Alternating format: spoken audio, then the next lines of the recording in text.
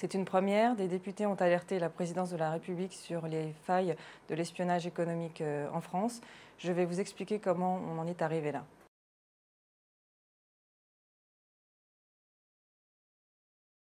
L'espionnage économique, ce sont les moyens légaux et illégaux qui sont utilisés par un État pour protéger et promouvoir les intérêts des entreprises face à des concurrents étrangers qui viennent pour capter des technologies, pour prendre des contrats à l'export ou tout simplement affaiblir notre tissu économique. Concrètement, qu'est-ce que l'espionnage économique? Ce sont à la fois des moyens humains, manipulation de sources, et des moyens techniques utilisant les flux satellitaires qui sont ensuite exploités par les services de renseignement.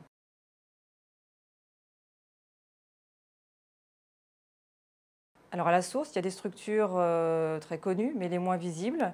On a la DGSI pour le renseignement intérieur, qui s'occupe du renseignement sur le territoire français. Elle a une division protection du patrimoine économique. En dehors de France, il y a la DGSE, qui est chargée du renseignement dans les pays étrangers. Elle vient soutenir les entreprises dans les grands contrats export pour se renseigner sur les décisionnaires dans les pays étrangers, sur des rumeurs sur des concurrents.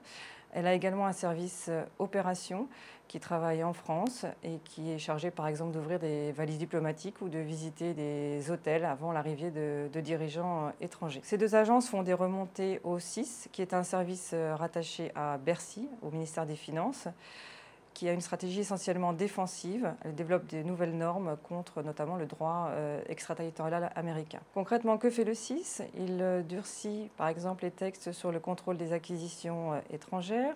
Il renforce la protection des données face au Cloud Act américain, où il réfléchit au renforcement également de la loi de blocage qui interdit la transmission d'informations sensibles aux acteurs français à des groupes étrangers. Le dispositif compte aussi des services connexes comme Tracfin pour le suivi des flux de blanchiment d'argent, ainsi que l'ANSSI pour la cyberdéfense. L'ensemble est coordonné par le SGDSN rattaché au Premier ministre, ainsi que le coordinateur national au renseignement, rattaché lui à l'Élysée directement.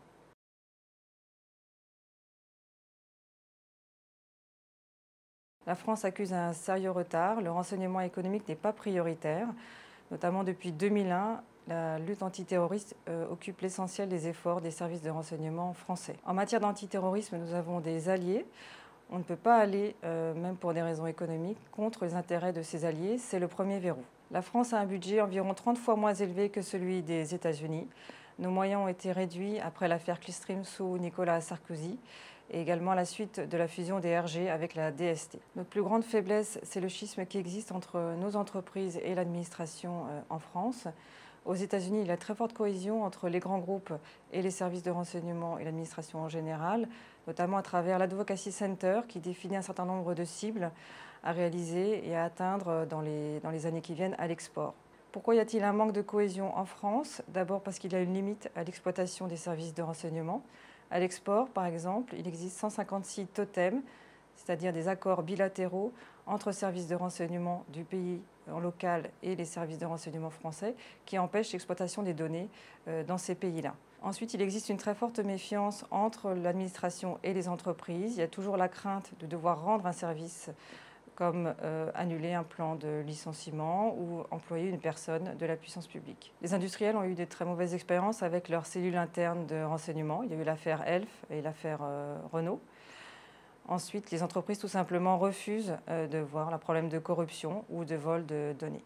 Les ministères eux-mêmes se disputent la compétence du renseignement économique entre le ministère des Finances, le Quai d'Orsay et Matignon.